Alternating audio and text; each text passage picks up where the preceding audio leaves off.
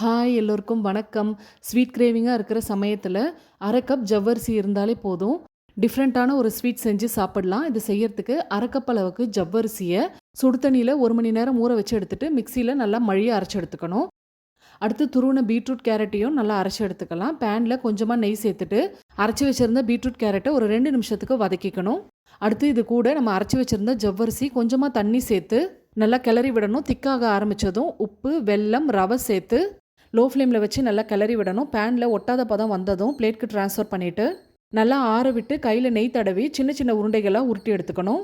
எல்லாமே ரெடி பண்ணதுக்கப்புறம் ஒரு சாஸ் பேனில் 2 கப் பால் சேர்த்துட்டு இது கூட மில்க் பவுடர், கார்ன்ஃப்ளவர், இனிப்புக்கு தேவையான அளவுக்கு நாட்டு சக்கரை சேர்த்து நல்லா மிக்ஸ் கொடுத்துட்டு அடுப்பில் வச்சு கொதி வந்ததும் செஞ்சு வச்சுருக்க பால்ஸை ஒவ்வொன்றா ஆட் பண்ணிவிட்டு ஒரு 5 நிமிஷம் நல்லா கொதிக்க விட்டு ஃபைனலாக இடித்த ஏலக்காய், நறுக்கி வச்சிருக்க நட்ஸை சேர்த்துட்டு ஒரு மிக்ஸ் கொடுத்து இறக்கணுன்னா சூப்பரான ஜவ்வரிசி பீட்ரூட் ரசமலாய் ரெடி. செம்ம டேஸ்ட்டாக இருக்கும். கண்டிப்பாக ட்ரை பண்ணிவிட்டு ஃபீட்பேக் சொல்லுங்கள். பை.